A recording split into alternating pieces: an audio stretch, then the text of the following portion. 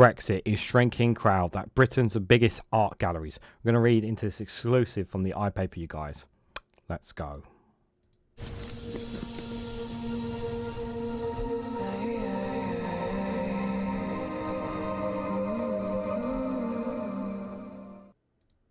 Good morning, good afternoon, good evening, wherever you are in the world. This is Reganelite here, an exclusive from the iPaper with the headline that Brexit is shrinking crowds at Britain's biggest art galleries. The UK's departure from the EU has helped cause a huge drop in young overseas visitors to institutions like the Tate and the National Gallery, but rivals overseas are thriving. Yes, guys. While you're here, make sure you hit that like button and share across social media so others notify this video. This is what remember. This is what the Brexiteers were thinking about. You know, Brexit is thriving for other countries except Britain. You know, how is this helping? How is this helping the UK economy? How is this benefiting us? Another example of Brexit Britain showing that the faults that it has, guys. Our art galleries are worse off as a direct result of Brexit. Another piece here to show, and you should have seen this coming, to be fair, and we'll read into the numbers in a bit. We should have seen this coming among many other things, to be fair, as well, because when people cannot come in like they used to, it's going to put disincentivize people coming to the UK of how difficult it is. It's very difficult for Europeans to come to the UK as much as it used to be now. It's not the same as it used to be. It used to be freedom of movement, and now our art galleries, our Tate Moderns, among other things, are being hurt. They're not getting the income that they used to get. It's financially hurting them, and it's all worse off because. And not only are these people obviously who used to come for these galleries because they love coming to and seeing all this stuff and whatnot, but they also, when they come to the UK, they're paying into the, not just paying into the economy from that, but also when they're staying over, where they're eating and whatnot. That's all extra money that goes into the UK economy, which you're not getting as well. So you also have coffee restaurants, businesses as well, who are also getting hurt because those people who used to come over aren't coming over as much as they used to now, as a direct result of Brexit as well. Now, granted, some people will argue, well, we had a pandemic, Regan. Yes, we did have a pandemic. And we're long past the pandemic now. We're in 2025. Most people have not returned. And we know why they've not returned. It's not because of the pandemic. It's because of Brexit. Leading British art galleries are struggling to regain hundreds of thousands of international visitors lost since the pandemic because of Brexit has emerged. A dramatic fall in student visa applications due to the end of free movement that existed when the UK was part of the European Union has caused a drop in the number of young people overseas visiting UK's art galleries, analysis has shown. The decision by the last Conservative government to scrap VAT-free shopping for tourists and cost of living pressures for people living in regions outside London were also being blamed for the slump. Well done, Conservatives. So it's not only was it Brexit, but the Conservatives decided to make things hell on earth for tourists as well. World-famous UK galleries, including the Tate institutions, the Royal Academy and National Gallery, have seen visitor numbers fallen between 20 to 50% since compared to 2019. Up as much as 50% in some of them. But rivals in Paris, Amsterdam and Florence have thrived over the same period. The figures lay bare the challenges facing the art sector in the wake of the UK's departure from the European Union in 2020, and will put pressure on Keir Starmer's government to do more to support well-renowned institutions. Tate, which has 4 galleries nationwide, has traditionally been popular with European visitors aged 16 to 24. But its own analysis revealed that a fall in student visa applications, the inability to use EU ID cards to travel to the UK, and the end of VAT-free shopping have all caused a decrease in its demographic at its institutions. Yeah, because you didn't need to get a passport to come to the UK, but now you do. The Tate Modern has lost nearly half of its young overseas visitors since 2019-2020. That year, there were 609,000 European students and young travellers, but this number fell to 357,000 in 2023-2024. We've gone from over 500,000 to 357,000 in the space of just 4 years. That's insane. The analysis follows figures published last month by the Association of Leading Visitor Attractions, AVA, showing Britain's arts galleries have struggled to return to pre-pandemic visitor levels. Attendance for UK museums have, however, rebounded over the same period, although the disparities may be due to them attracting different audiences.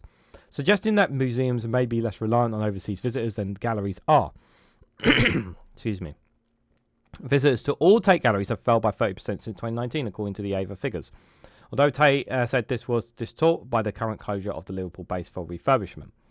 Once this was taken into account, the figures for Tate's 3 open galleries, the Britain, Modern and St Ives, showed a 20% drop compared to pre-COVID average. While the COVID lockdown did force the closure of visitor attractions in countries around the world, the other figure shows that UK institutions have struggled to return to pre-pandemic levels compared with their international counterparts. The National Gallery's visitors numbers were down 47% in 2024 compared to 2019, although last year's blockbuster Van Gogh exposition, which ran in this January, is expected to boost figures in the coming year. That's good. The Royal Academy had a 50% drop compared to 2019, while there were also falls at the Walker Art Gallery in Liverpool, Leeds Art Gallery, and the Gallery of Modern Art in Glasgow. By contrast, a survey by the art newspaper last year found that Rijks Museum in Amsterdam was back to its 2019 attendance figures. So they've gone back to normal. What's the difference here, guys? Answers on a postcard. While the Mystique Oreilles in Paris had a 6% rise. 6% rise on the pre-pandemic levels, and Galleria della Ussaschi in Florence rose by 15%. So they're all booming except the UK. Tate said the vast majority of its 20% shortfall was due to the decrease in visits by international tourists, and that domestic visitor numbers and expedition visitor numbers are both near to pre-COVID levels. Tate recently set a new record for the most visited expedition ever, with 713,000 visitors to Jagiello Kowalski Infinity Mirror Rooms at Tate Modern. Liam Dartman, the director of audience for Tate, told the iPaper, "The pandemic has clearly had a long-term impact on visitors, and it's one of many factors affecting museum audiences.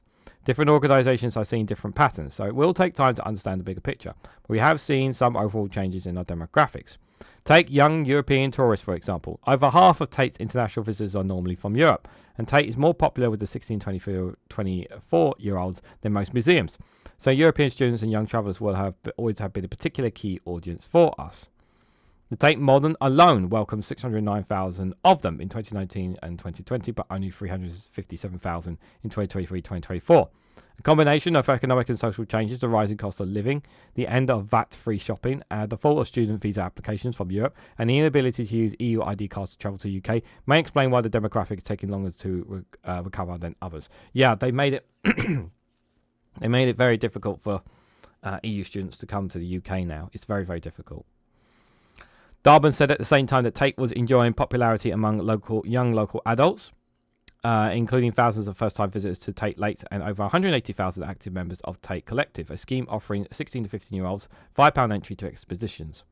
He added, "Over the coming years, expeditions like Tracy Emrez and Frita Kahlo will drive further growth. So we're confident we'll have the right offers to draw those European visitors back to London in time. I hope so." Another new pattern we observed in the UK visitors from outside London during the pandemic, we inevitably saw our audience become far more local as everyone avoided unnecessary travel. This gave Tate a chance to become more deeply embedded in the communities around our galleries and build new connections with local people. As time passed, visitors from across the UK have resumed making longer trips to visit museums and galleries, but they are doing so less frequently than they once did. And we think this reflects the impact of the squeezed household budgets, cost of living crisis, which I've talked about on here, perhaps combined with the growth in the popularity of remote working and nights in. For us, this means we're now emphasising the importance of free admission to our ever-changing collective displays, so cost doesn't feel like a barrier to entry, as well as highlighting how our membership offer makes it easier and more affordable to visit expeditions regularly. Boris Johnson's government scrapped VAT-free shopping for overseas visitors in January 2021, and Rachel Reeves has so far resisted call from UK businesses and cultural institutions to reinstate it. At the time it was scrapped, ministers claimed it would have saved the Treasury £500 billion in VAT receipts. But in 2023, research by the Centre for Economics and Business Research claimed that the so-called tourist tax was costing the UK economy £10.7 billion and deterring 2 million tourists a year. John Dickel, Chief Executive of Business LDN, which lobbies for business in the capital, said, "Bringing back VAT-free shopping on goods for international visitors would more than pay for itself by encouraging spending in shops, hotels, bars, restaurants and art galleries across the UK rather than abroad." Scrapping the tourist tax would be a win-win for businesses and the economy across the country, including London. The government says it has no plans to reintroduce a VAT-free shopping, and said overall figures showed that overall tourism numbers and spending had recovered at a similar rate following the pandemic and other European economy. A government spokesperson has said that since 2021, national museums and gallery visitor numbers have generally been rising at the sector as the sector has recovered from the pandemic, with 42.5 million visitors to DCMS-sponsored museums and galleries last year. Now, 42.5 million is still good. Galleries across the country will receive a share of the recently announced £270 million Arts Everywhere Fund, which will support them to open up access for communities across the UK while continuing to attract tourists from around the world. This funding is very good, £270 million. That was, I believe, that was what was announced in the budget. Correct me if I'm wrong in the chat on that one, but that is still a positive there. But however, so far we've not recovered fully from the numbers that we had from pre-pandemic, pre-Brexit. We have not. That is the reality. Now, yes, of course, you can mitigate other factors, but you can't not add in Brexit to the factor of this. But I do believe that if Brexit had not happened, the numbers would be indeed far higher. That would be much better for us, because they wouldn't have this issue when it comes to freedom of movement, so that more Europeans would be able to come to the Tate and other galleries within the UK. There's no doubt that has had an impact on them, especially when Paris, Amsterdam, their numbers have not only some of them gone back to pre-pandemic levels, but also have thrived since then, according to their numbers as well. So, and obviously the Conservative scrapping of VAT-free shopping as well not really has also not helped this situation as well. So what do you guys think? What do you guys make of the current situation around our art galleries, around the Tate, the National Gallery?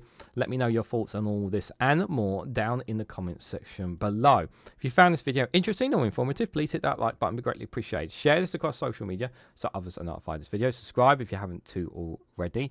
Do check out the Rumble and Patreon for exclusive content on those platforms. And if you want to financially support me, click that join button down below so you can join the membership for as little as 99p.